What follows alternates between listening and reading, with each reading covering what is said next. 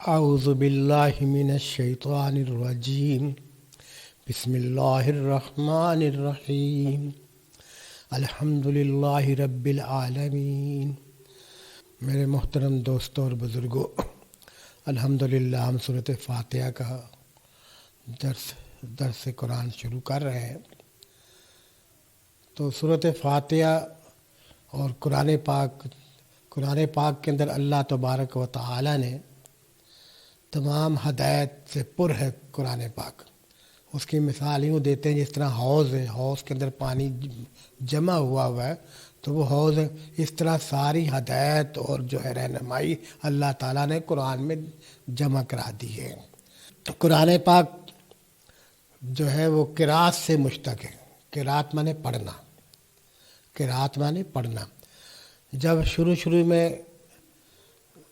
قرآن پڑھا جاتا تھا تو کفار مکہ یہ سمجھتے تھے یہ قرآن جلدی ختم ہو جائے گا، اس کے پڑھنے والے نہیں ہوں گے کچھ۔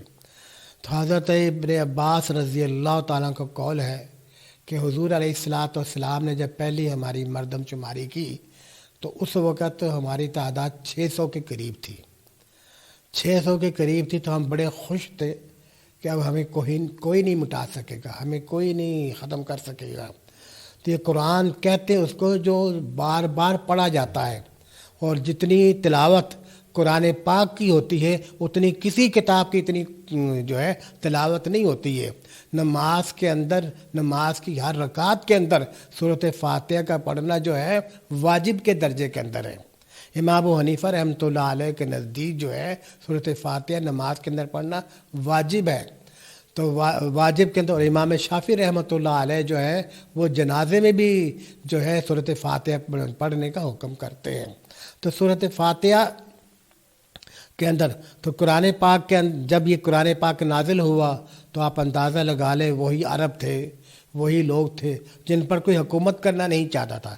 اس دور کے جو سپر طاقتیں تھیں وہ ان پر حکومت کرنا ہی نہیں چاہتی تھی، لیکن جب یہ قرآن انہوں نے پڑھا اور انہوں نے سمجھا اور اس پر عمل کیا تو اللہ تبارک و تعالی نے ان کو اتنا عروج دیا کہ جو بکریاں چرانے والے تھے، لیکن اللہ تبارک و تعالی نے ان کو اتنا عروج دیا تاج اور تخت کے مالک بن گئے۔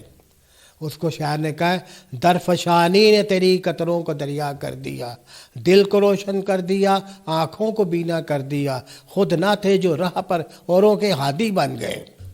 تو یہ قرآن پاک اللہ تبارک و تعالیٰ کی ایک عظیم کتاب اللہ نے ہمیں دی ہے۔ تو اس کے اندر جو ہے سورۃ فاتحہ جو ہے لا یمسہ الا المطہرون۔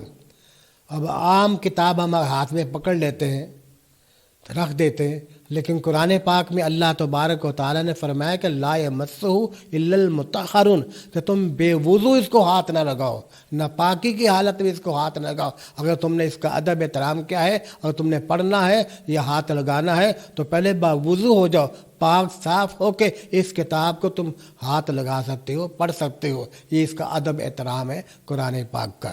اور دوسری بات یہ فرمائی کہ استعاذہ پڑھتے ہیں، اعوذ باللہ من الشیطان الرجیم۔ استعاذہ کے معنی آتے ہیں کہ روکنا، منع کرنا۔ آپ یوں سمجھیں کہ لوہار کے اوزاروں کا کوئی چور لوہاری ہوگا تو اس کا چور کون ہے؟ شیطان ہے۔ شیطان اپنی پوری طاقت اور پورا زور لگاتا ہے کہ جو ہے یہ قرآن پاک کو نہ پڑھے اور قرآن پاک کی تلاوت نہ کرے۔ وہ اس لیے کہا گیا ہے کہ اعوذ باللہ من الشیطان الرجیم، کہ میں پناہ مانگتا ہوں اللہ کی شیطان مردود سے۔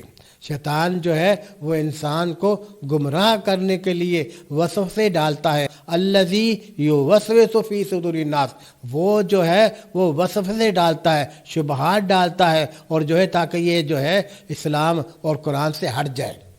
تو قرآن پاک کو جو ہے اس لیے قرآن پاک میں دوسری جگہ فرمایا اذا قرأت القرآن فاستعذ باللہ من الشیطان الرجیم، جب تم قرآن پڑھنے لگو تو پہلے تعوذ یعنی کہ اعوذ باللہ من الشیطان الرجیم بسم اللہ الرحمن الرحیم پڑھ لیا کرو۔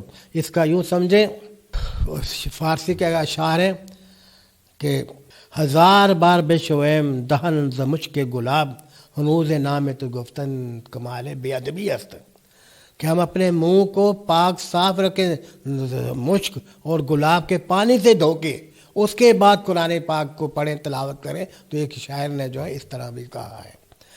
تو جو ہے اس کے بعد ہم پڑھتے ہیں بسم اللہ الرحمن الرحیم۔ میں شروع کرتا ہوں اللہ کے نام سے جو بڑا مہربان نہایت رحم والا ہے۔ اب یہ رحمان اور رحیم اور اللہ 3 لفظ ہے اس کے اندر۔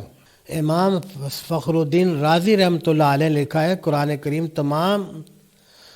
تمام جو ہے پچھلی تورات، زبور، انجیل تمام کا خلاصہ قرآن پاک کے اندر ہے، اور قرآن پاک کا خلاصہ جو ہے وہ یہ با جو ہے بسم اللہ، اور با کے معنی آتے ہیں الحاق کرنا، ملانا، کہ آپ جب قرآن پاک پڑھتے ہیں تو اللہ کی مخلوق اللہ کے ساتھ جوڑنے کے لیے ہے۔ قرآن کا موضوع جو ہے کہ لوگ جو سب سے بڑی بیماری گمراہی ہے، کہا گیا کہ تو برائے وصل کرد نام دی، نے برائے فضل کرد نام دی۔ تو خدا کے ساتھ جوڑنے کے لیے آیا ہے، خدا کے ساتھ کاٹنے کے لیے نہیں آتا ہے۔ تو اس لیے تو با کے اندر یہ بتایا گیا کہ تیرا کام اللہ کی مخلوق کو اللہ کے ساتھ جوڑنا ہے، اللہ کی مخلوق کو اللہ کے ساتھ جوڑنا ہے اور اللہ کے ساتھ تعلق، تاکہ تمام روحانی بیماری، جسمانی بیماری، تمام بیماریاں جو ہیں وہ ختم ہو جائیں۔ پہلا مصرع کیا ہے اکبر الہآبادی کا؟ میرا ہر ایک سخن اسی مطلب کے ساتھ ہے، کم ہے خدا کے ساتھ، خدا سب کے ساتھ ہے۔ تو اکبر الہآبادی نے اپنے دیوان کا خلاصہ اس طرح جو ہے، یہ با کا خلاصہ کیا ہوگا کہ اللہ کی مخلوق کو اللہ کے ساتھ جوڑ دیا جائے، اللہ کے وہ فرما بردار اور جو ہے اللہ کے جو ہے اطاعت گزار بن جائیں۔ اس لیے جو ہے حضور علیہ الصلاۃ والسلام نے فرمایا کہ جب تم اپنے گھر کا دروازہ بند کرنے لگو تو بسم اللہ پڑھ لیا کرو، بسم اللہ الرحمن الرحیم۔ آپ نے فرمایا کہ جو ہے اگر چراغ بند کرنا ہو تو اس میں بسم اللہ پڑھ لیا کرو۔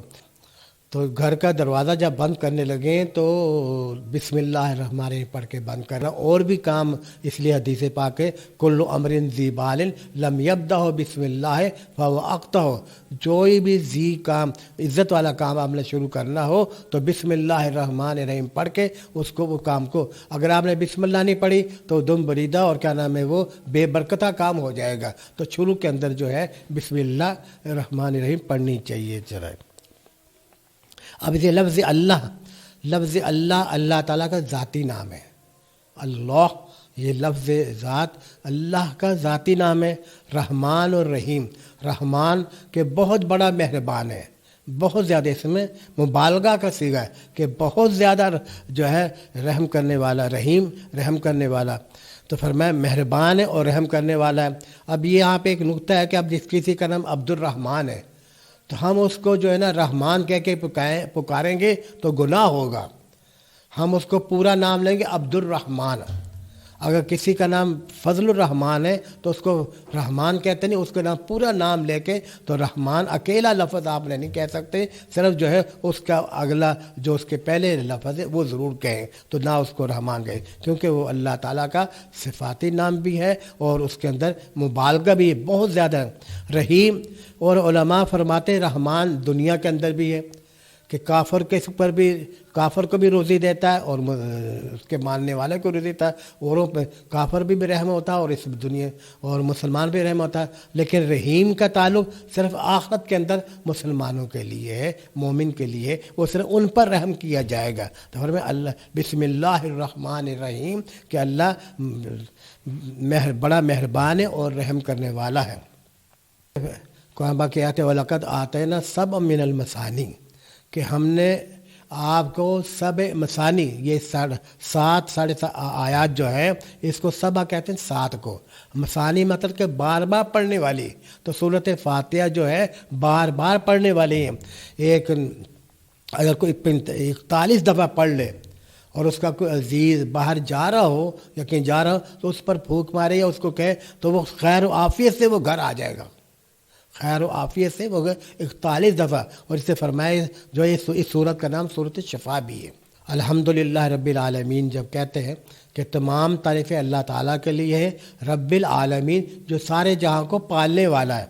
روزی دینے والا ہے۔ تو رب کے معنی آتے ہیں پالنا اور اس کی پرورش کرتے رہنا۔ تو رب کون ہوگا؟ جو پالنے والا ہے، روزی دینے والا ہے۔ اس لیے ہم جب روٹی کھاتے ہیں تو سو دعا مانگتے ہیں، روٹی کھانے کے بعد، کھانا کھانے کے بعد ہم یہ دعا مانگتے ہیں، الحمدللہ الذی اطعمنا وسقانا وجعلنا من المسلمین، کہ الحمدللہ کہ تمام تعریفیں اللہ تعالیٰ کا حق ہے، تو پالنہار جو اس کا حق ہے، تو اسی کے لیے تعریفیں ہیں۔ الذی سقانا، الذی اطعمنا، جس نے ہمیں کھلایا، جس نے ہمیں کھلایا، وسقانا، اور ہمیں پلایا، اور جو ہے وجعلنا من المسلمین، اور سب سے بڑی نعمت کیا ہے کہ اللہ تعالیٰ نے ہمیں مسلمان بنایا۔ آج ہم کھاتے ہیں تو جو ہے پتہ نہیں ہوتا کیا کھا رہے ہیں کیا نہیں، اور جو ہے کھائی جاتے، نہ دعا یاد رہتی ہے، نہ شروع میں بسم اللہ یاد رہتی ہے، نہ دعا کھانا کھانے کے بعد جو ہے۔ ہم مسلمان ہیں۔ علامہ اقبال نے کہا تھا، چوں میں بگویم مسلمانم بلرزم کہ دانا مشکلات لا الہ، کہ جب میں کہتا ہوں کہ یا اللہ میں مسلمان ہوں تو لرز جاتا ہوں کہ مسلمانی کیا ہے، اور جو ہے مجھ پر کیا حقوق آتے ہیں۔ بہت بختیار کاکی رحمۃ اللہ علیہ بہت بڑے اللہ کے ولی گزرے ہیں، وہ دہلی کے اندر ان کا مزار ہے۔ وہ فرماتے ہیں، خدا وندہ مسلمانم مسلمانی نمی دانم ولیکن چوں مسلمان مسلمان دار یا اللہ، کہ بختیار کاکی رحمۃ اللہ علیہ فرماتے ہیں، جب میں یہ کہتا ہوں کہ یا اللہ میں مسلمان ہوں، لیکن میں مسلمانی جانتا نہیں کہ مسلمانی ہے کیا۔ خدا بندہ مسلمانم مسلمانی نمی دارم ولیکن چوں مسلمان مسلمان دار یا اللہ، کہ کیوں میں کہتا ہوں مسلمان ہوں تو یا اللہ مجھے مسلمان ہی رکھ دینا ہے۔ تو جو ہے یہ تو ہو گیا کہ ہم جو ہے کھانا کھانے کے بعد یہ خود بھی دعا پڑھیں، اور اس سے بھی دوسرا یہ کہ اس کے بعد الحمدللہ رب العالمین، تمام تعریف اللہ تعالیٰ کے لیے، رب العالمین جو سارے جہاں کو پالنے والا ہے، جو ہے مالک یوم الدین، مالک ہے روز جزا کے دن کا، مالک ہے روز جمع۔ دین کے معنی آتے ہیں حساب اور حساب کتاب۔ اب یہ نہ سمجھے کہ اللہ بڑا رحیم ہے، اللہ بڑا مہربان ہے، ہم جو مرضی بھی کرتے رہیں، اللہ پوچھنے والا نہیں ہے۔ فرمایا نہ نہ نہ، پورا حساب و کتاب بھی ہوگا۔